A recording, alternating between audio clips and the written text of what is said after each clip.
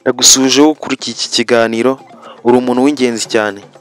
Muri Uvira haravugwa umujenerali wa Wazalendo warasiwe ahitwa Rurambo mu mirwano yabaye ejo.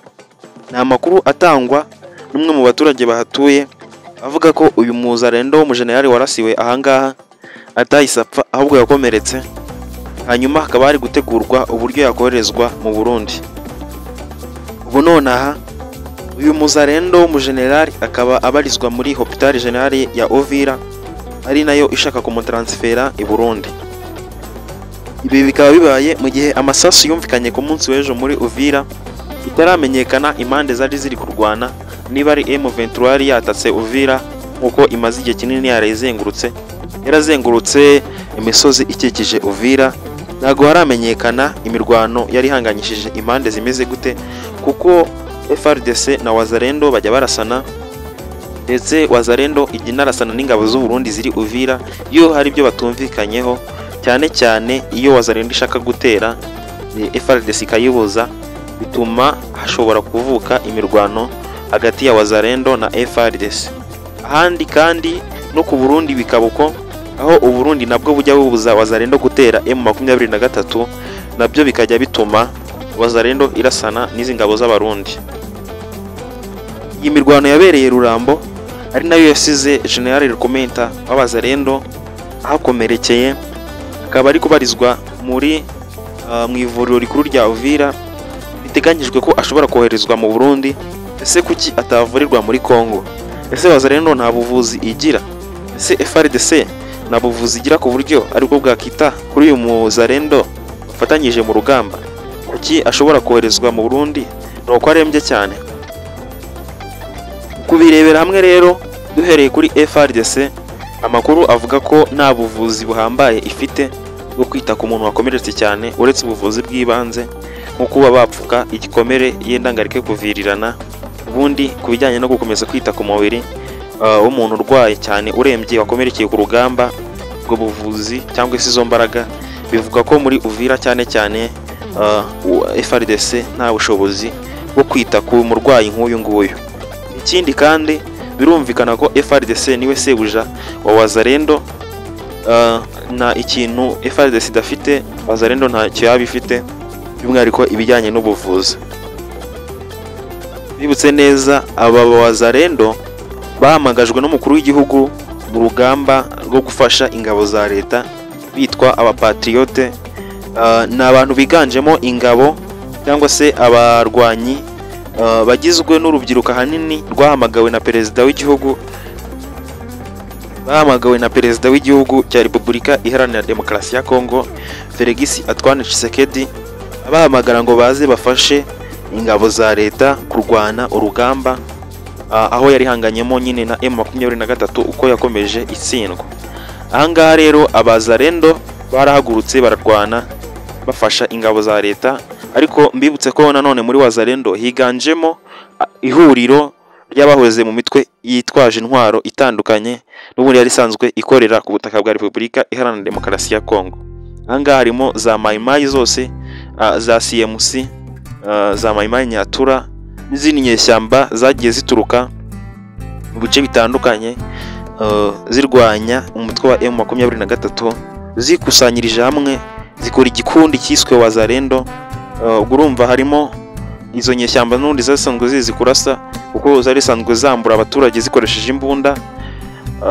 Bamara kukwambura icyo ufite bakaba banakurasa, cyangwa se bahuye n'ingabo za leta bakaba barasana, bahura na M23 bakarasana.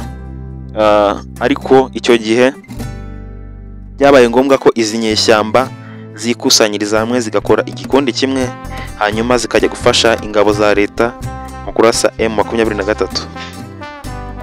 Iyi Wazalendo rero bizwi ko igizwe n'urubyiruko rwahamagawe n'umukuru w'igihugu, ikaba igizwe n'abahoze mu mitwe yitwaje intwaro bakora ibikorwa by'urugomo. Bamaze kwihuriza hamwe, nta makuru yamenyekanye avuga ko baretse urugomo rwo kwambura abaturage n'ibindi bikorwa byose biteye isoni.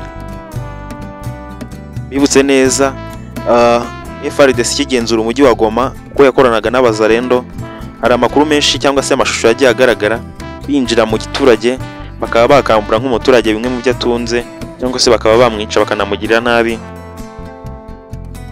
Aha hari n'inkuru yavuzwe kenshi yuko abazarendo binjiye mu rugo bagasanga umugabo n'umwana mutoya w'imyaka mikeya iri mu kigero cya hagati ya 16 na 13, hanyuma uwo mugabo bakamuzirika bakamusambanyiriza umwana, umugabo areba. Iyo ni inkuru yababaje abantu benshi mu gihe mbere y'uko ukwezi kwa mbere kugera, mbere igihe umujyi wa Goma wari ugifitwe n'abarwanyi ba FARDC hakoreramo izo wazarendo. Urumva harimo abanyarugomo n'ubundi bari basanzwe bambura, banywa ibitabi, bahohotera abaturage, bagenzura cyangwa se igihe bagiye bakigenzura igice kinini cya Kivu y'Amajyaruguru, hari urugomo rwinshi rwagiye rukwirakwira. Mwumvise uburyo bibaga inka z'abaturage bakarasa abaziragiye hanyuma bakaziba. Ibyo nabyo byagiye bimenyekana nk'urugomo rwakozwe na wazarendo ku bufatanye na FDLR, kuko ku rugamba barakorana na FDLR na FARDC. SADC imaze kuza rero nk'uko byavugaga ko ije mu butumwa bw'amahoro, ubutumwa bw'amahoro bundi busanzwe, umuryango uje mu butumwa bw'amahoro ujya hagati y'impande zihanganye, hanyuma ukaba uzibujije kurwana gatoya kugira ngo hakurikireho ibiganiro bigamije gushyira iherezo kuri iyo mirwano. Hanyuma SADC yo yaraje, ntabwo yagiye hagati y'impande zirwanye, ahubwo yashinze ibirindiro muri eneo za FARDC, hanyuma bamanuka barasa M23, ari nabwo yaje kubigaranzura yirwanaho, ibasha kubambura ibikoresho byinshi bitandukanye, none irabibarashisha barirukanka. Ari naho batangiye gucyura ibikoresho kubera ko urugamba rwabananiye, ubwo bashatse kubihugurira ngingo. Ubwo ndavuga ba SADC bavuga ko ngo impamvu batashye bari baragiye kugarura amahoro, ngo ariko bari kubona ko amahoro yagiye agaruka mu bice bitandukanye, ngo niyo mpamvu batashye, babwira abaturage babo uko batari bageze kuri tere nyine ngo babone uko ibiri kubera kuri tere byifashe. Aba SADC rero bageze i Kongo bararasa M23 ibarusha imbaraga mu kubambura ibikoresho, harimo za BM21, ibambura za machine gun, imbunda ngendanwa, ibambura ibikoresho birimo imyambaro, ikajya bivangamo hanyuma ikabarasa ku bwinshi. Ibyo byose byatumye SADC ibasha gutsindwa.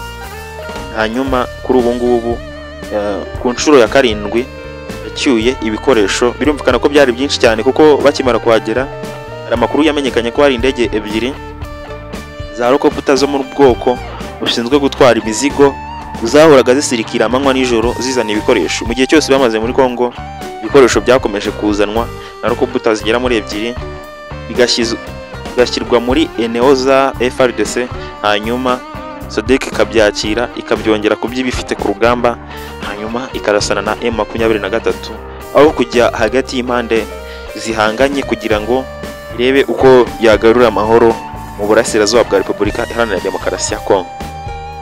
Garuka kuri wazarendo, imirwano imaze kurangira Igoma na Bukavu, amaso yose yerekezwa Uvira, ubona Kamaniyora iri haruguru ya Uvira yari imaze gufatwa.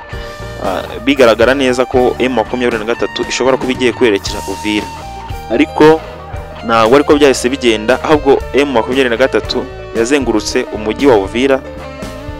Imisozi miremire yose yegereye Uvira irayifata, irangije ibiretse ishobora kuba itegereje ibizava mu biganiro hagati yayo na FARDC cyangwa se na leta, kuko hari amakuru ahari avuga ko bari mu biganiro. Ibi byose nubwo biri kuba, gusa hari andi makuru avuga ko Patrick Muyaya yabwiye abanyekongo kwitegura intambara mu bice M23 yafashe, kubera ko yavuze ko uyu ni Patrick Muyaya yavuze ko M23 ngo bari bahanganye ariyo bari mu biganiro nayo, ariko nanone ibyo byose nubwo biri kuba, abanyekongo bitegura intambara, bitegura intambara ikomeye cyane igiye kubera mu bice M23 igenzura. Ese FARDC yabigiye kurasa kuri M23 ikaba yakigaranzura M23 ikayambura ibice bikomeye birimo umujyi wa Goma n'umujyi wa Bukavu?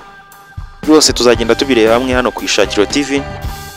ngewe ubagezaho aya makuru cyangwa se iki kiganiro nitwa Baraka. Ndasaba umuntu wese udukurikiye kuba yareba munsi gato y'ikiganiro agakora subscribe kugira ngo ikizagenda gikurikiraho cyose tuzajye tukiganiraho hano ku Ishakiro TV.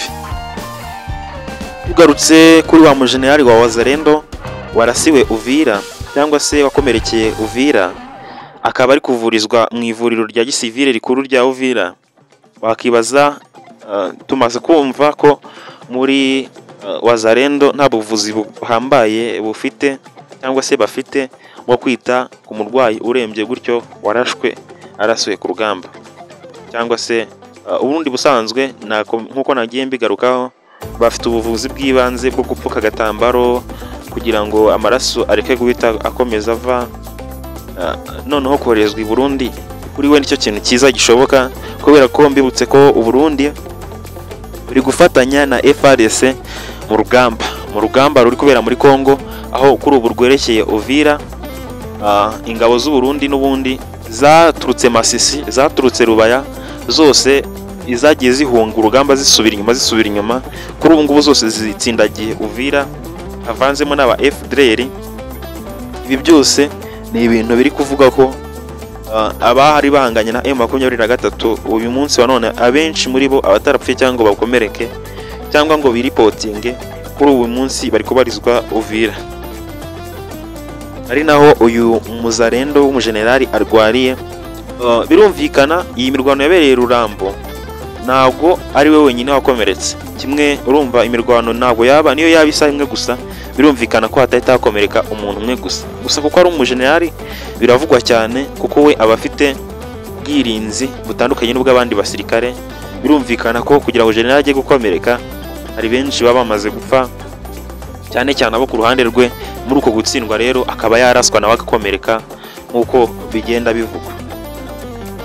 Gusa inkuru zivugwa ahanini hitabwa ku bafite amaranka manini cyane, nibo amazina yabo abazwi, uburyo byumvikana ko kuvuga umujenerali ngo yakomeretse si kimwe no kuvuga umusirikare mutoya, kuko ku rugamba byo si gitangaza. Umusirikare aba ashobora gukomereka kuko aba ari hagati yo gupfa no gukira, kandi nta n'uwavuga ko ku mpande zombi zari zihanganye nubwo zitaramenyekana zabayeho gukomereka cyangwa se kuraswa n'urupfu. Byose biragendana. Aho imirwano iri kuba urupfu rwose ruba ruhari ku bwinshi, imirambo ibihari n'inkomere ziba zihari. Ibyo ni ibintu bisanzwe cyane, ariko nanone ku muntu w'umujenerali uba ufite uburinzi buhambaye, uri kuyobora urugamba mu buryo bumwe cyangwa ubundi kugira ngo araswe, aba hamaze gupfa benshi cyane, by'umwihariko abo ku ruhande rwe, kuko muri uko gutsindwa niho umujenerali arasirwa. Nk'uko mubizi rero ibijyanye n'ubuvuzi bwa gisirikare bukomeye cyane mu Rwanda ho burahari.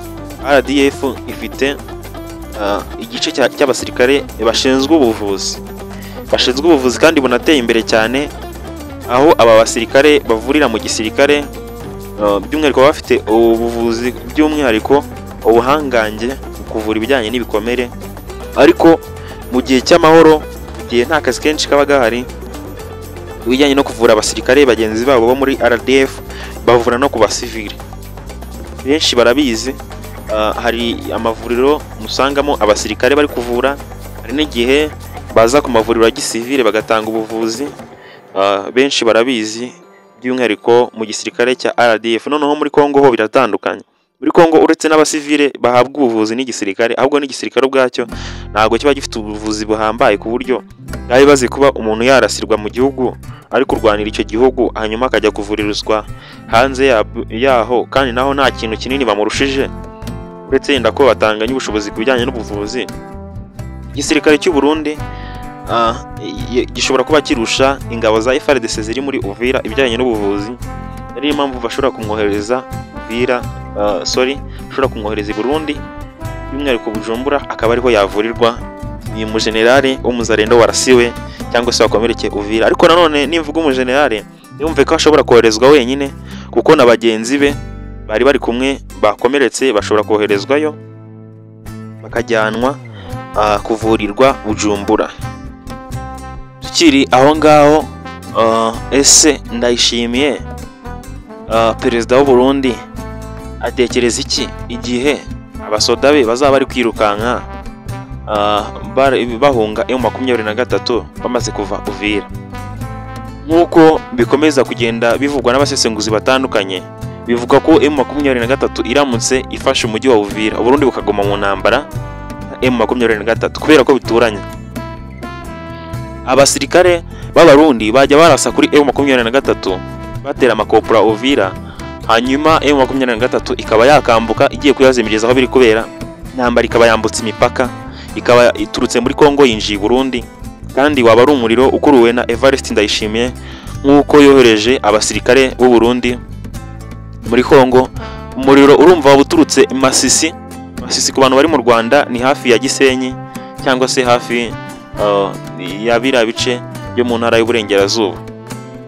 Hanyuma baturutse Rubaya, ingabo z'u Burundi niho ubundi zari zashinze ibirindiro bikomeye cyane, zaturutse Ngungu zikomeza zisubira inyuma, zirukankaga buriya Ndayishimiye abyumva cyangwa se abibona, ariko nta kintu yabikoraho, ndetse ziri na kureye abona ko M23 ishobora kutazamugeraho. Kuri ubu ngubu M23 iri ku marembo y'u Burundi muri Uvira, hafi cyane n'umujyi wa Bujumbura. Urugendo rw'imodoka njya nkunda kubivuga rwerekera Bujumbura uturuka Uvira bitwara amasaha 4 gusa. Ese M23 iramutse ikozanyijeho n'ingabo z'u Burundi, noneho bitakiri ku butaka bwa Kongo ahubwo byamaze kugera ku butaka bw'u Burundi, ingabo z'u Burundi zikajya zihunga imisozi M23 igenda ifata. Ndayishimiye abari gutekereza iki? Ese ntiyaba ari kwicuza icyatumye ajya gufasha FARDC na FDLR kurwanya M23? Ibi kandi biri kuba mu gihe Ndayishimiye yagiye Uganda Entebbe mu nama, aho yakiriwe na Perezida Museveni atamuhaye ikiganza. Ahangaha hari amakuru avuga ko yahuriye na bamwe mu bayobozi b'u Rwanda barimo James Kabarebe wahoze ari umusirikare, ubu ngubu yagiye mu kiruhuko cy'izabukuru ariko afite izindi nshingano ashinzwe, ndetse abahuriye muri iyi nama by'umwihariko bavuze ku bijyanye n'umutekano wa Kongo. Ubwo urumva harimo ibihugu Burundi, Kongo, Uganda, Tanzania, Kenya, Zambia, Sudani y'Epfo na South Africa n'ibindi bihugu cyangwa se n'abandi bahagarariye ibi bihugu. Uyu perezida w'u Burundi ari mu bantu basinye ko bamaganye ubutegetsi bwa M23 bubangikanye n'ubwa Kongo. Ibi byose ni igitangaza kubera ko n'ubundi basanzwe bahanganye n'ubutegetsi bwa M23, kubera ko ingabo z'u Burundi zirwana n'ingabo za M23 arizo zishinzwe umutekano w'abaturage bo mu burasirazuba bwa Kongo, by'umwihariko abavuga Ikinyarwanda, ababarizwa mu cyama AFC. AFC yaje kuba mu ihuriro rimwe na AFC M23. Icyo cyama kikaba kiyobowe na Colonel Nanga. N'ubundi barahuje, basanzwe bahuzwa n'intambara. Kuba Burundi bwasinya ko bwamaganye ubwo butegetsi, ibyo si gitangaza. Ahubwo ikintu cyatangaje abantu benshi no kuba u Rwanda rwarasinye ko rwamaganye ubwo butegetsi. Abantu benshi bakomeje kubyibazaho, babivugaho kenshi, ariko kuri ubu ngubu ikintu bamenya nuko u Rwanda si rwo rurwana muri Kongo. Hari n'abantu benshi bagiye bavuga ngo ese ngo ko muvuga ngo bagiye gufata Uvira, ngo abanyarwanda bakunda kuvuga ngo M23 igiye gufata Uvira, igiye gufata Uvira. Abarundi kenshi nibo bakunda kubivuga, n'abashyigikiye leta ya Kongo, ngo abanyarwanda bagiye gufata Uvira. Abanyarwanda mukuri guhari nuko batazafata Uvira. Nta munyarwanda uzafata Uvira mu bigaragara, kubera ko u Rwanda rutari gufatanya na M23 n'ikimenyimenyi. U Rwanda ruri mu basinye kwamagana ubutegetsi bwashyizweho na M23 bubangikanye n'ubutegetsi bwa Kinshasa mu burasirazuba bwa Repubulika Iharanira Demokarasi ya Kongo, haba muri Kivu y'Epfo na Kivu y'Amajyaruguru. Kuba u Rwanda rwarasinye kwamagana ubutegetsi ni kimwe mu bigaragaza ko atari bwo buri kurwana muri Kongo. Ubwo rero abantu bavuga ko u Rwanda ngo ruzafata Uvira, bareka kubivuga gutyo, bareka kugoroka ukuri guhari, nuko u Rwanda rudafatanya na M23, ahubwo M23 ari abakongomani bavuga Ikinyarwanda bakomeza birwanaho mu buryo bumwe cyangwa ubundi. Abakongomani bavuga ikinyarwanda rero birwanaho aribo M23 yamaze no kwiyunga.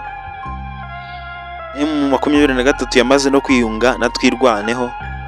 Twirwaneho ni umutwe uzwiho kurwanira mu bice bya Murenge, umutwe uzwiho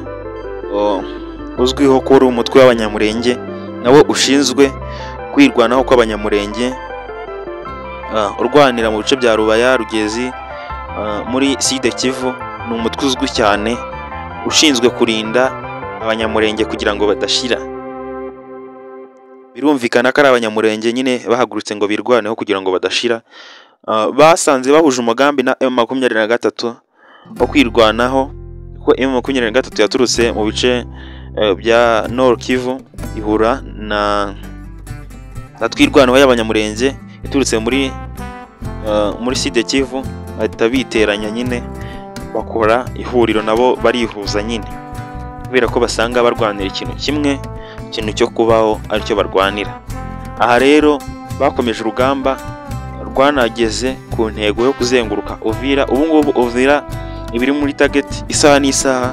Ku Ishakiro TV dushobora gutangaza inkuru yuko Uvira yaba yafashwe, ariko ibyo byose twabivuga igihe byaba byabaye. Bitabaye ntabyo twavuga. Hanyuma tugarutse ku nama yabereye Entebbe igizwe n'abahagarariye ibihugu byose bivugwa muri iyi ntambara. Iyi nama yamaganye ubu butegetsi. Bizasiga iki? Niki kizakurikiraho nyuma yo kwamagana ubutegetsi? Ese intambara nirangira abo bategetsi bashyizweho na M23 bazahita bagenzurwa cyangwa se babarizwa mu gikundi kimwe n'abo ku ruhande rwa Gisegeti? Ese bazahabwa ubwigenge bucagase bajye batanga raporo Kinshasa kuri kapitale, ariko nanone ibijyanye n'ubutunzi n'umutekano babyigenzurira? Byose tuzabirebera hamwe kandi tuzakomeza kubikurikirana Ishakiro TV. Abadukurikira bazabasha kumenya neza ukuri kwabyo cyangwa se byinshi mu bigenda bibera hariya ku butaka bwa Repubulika Iharanira Demokarasi ya Kongo. Hanyuma tugarutse ku bijyanye n'ibiganiro, uko mubizi Repubulika Iharanira Demokarasi ya Kongo yemeye kuganira na M23.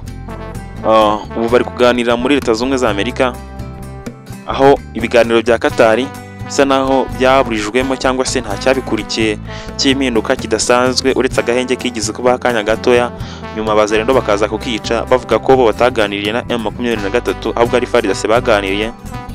Hanyuma ibijyanye n'ibiganiro byo biravuga cyangwa se amakuru agendanye na politiki aravuga iki? Ibiganiro mu gihe bikiri kuba biragoye gutangaza icyo uruhande rumwe cyangwa se cyanzwe mu biganiro, ahubwo gusa abasesenguzi benshi bavuga ibyo uruhande rumwe rushobora kuba rusaba. Ibyo uruhande rumwe rusaba urundi narwo rukasaba urundi ruhande. Ni ukuvuga ngo impande zihanganye buri wese rwose rurasaba, hanyuma mu gihe hasinwe amasezerano y'amahoro bikaba byaturuka cyangwa se byatuma habaho urangira kw'intambara cyangwa se guhagarara. Kubivuga ko M23 isaba bisa no kwigenga, kubera ko isaba kugenzura ibice bituyemo abaturage bavuga ururimi rw'Ikinyarwanda. Isaba ko impunzi z'abakongomani bavuga Ikinyarwanda zataha. Amafaranga leta ishora mu kugura ibikoresho bya CH4 aho ishora za miliyari 4 z'amadolari kugura ibikoresho by'intambara bihambaye. Ayo mafaranga nibakayifashisha bacyura impunzi zirenga 100,000 ziri mu Rwanda n'izirenga 200,000 ziri Uganda, n'izindi zakwirakwiriye hirya no hino ku isi hose. Hari n'izindi ziri mu nkambi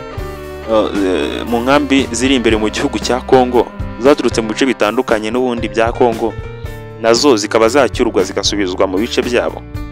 Abantu benshi barabyibaza, ariko nanone mu gihe FARDC ikibabona nk'abanyarwanda, mu gihe ingabo za leta ya Kinshasa zikibabona nk'abanyarwanda, kuko mu byuke neza Gisekedi yigize kuvuga ati bariya ni abanyarwanda aho bagiye ni iwabo, nta mpamvu yo kubacyura, kwaba ari gufata abanyarwanda baza muri Kongo. Ariko ibyo byose yabivuze mu rwego rwo kwerekana ko nta rukundo abafitiye, ndetse M23 kumwe bakomeza bayita u Rwanda n'ubundi ibyo byose bigira imbaraga cyane, kuko n'umukuru w'igihugu ikintu yavuze kijya gihabwa agaciro mu buryo bumwe cyangwa ubundi, nubwo ku batuye cyangwa se ku baturanye n'ibice bano bantu b'impunzi baturukamo bazi ukuri kwabo, bazi ibisekuru.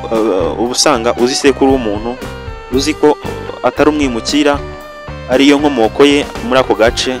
Ndetse M23 imaze gufata ibice bitandukanye, mwibuke yageze Kibarizo, Bahati Musanga niwe wavuze, ari mu bantu batanze imbwirwaruhame, ahagurutsa ise wa General Sultani Makenga, mubwira ko Makenga amusuhuza kandi yamutumye ko umutekano uje muri Kibarizo utazahava.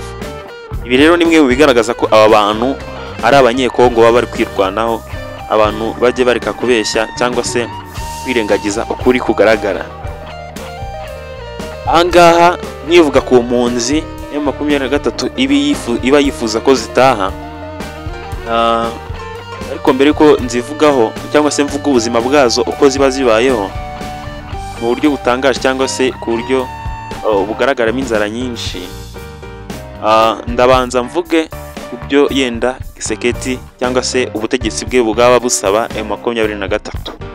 Busaba ko irekura ibice byose yafashe, ndetse bugasaba M23 ko ngaba yitera inkunga n'abayishyigikiye bose bareka kuyishyigikira, hanyuma ibintu bigasubira uko byari bimeze mbere yo kwitera. Kuvuga ngo ikintu bigaragara ni ukuvuga ngo nubwo ibibeshya ko yagarura amahoro FRDC, ariko kigaragaza ko yayagarura ku bantu bavuga ururimi rw'Ikinyarwanda. Hari byinshi bigaragaza ko baba bari mu byago bikomeye cyane byo kwibasirwa n'abagizi ba nabi, barimo Wazalendo, barimo FDLR, barimo n'aba FARDC b'abanyarugomo. Hari byinshi bigaragaza ko aba bantu baramutse M23 yemeye kurekura ibice yafashe, aba bantu bavuga Ikinyarwanda bahura n'akaga gakomeye cyane, n'abari bari mu buhungiro bafite icyizere cyo gutaha cyahita kirangira burundu. Ubu ngubu uburyo babayeho mu buhungiro, hari ababa mu cyiciro cya mbere baba nta kintu na kimwe babaza HCR nta kintu bagenera na kimwe. Abo bantu yitwa ko ngo baba bashoboye kwibeshaho nubwo abari impunzi. Hakaba n'aba mu cyiciro cya kabiri bahabwa amafaranga 2500.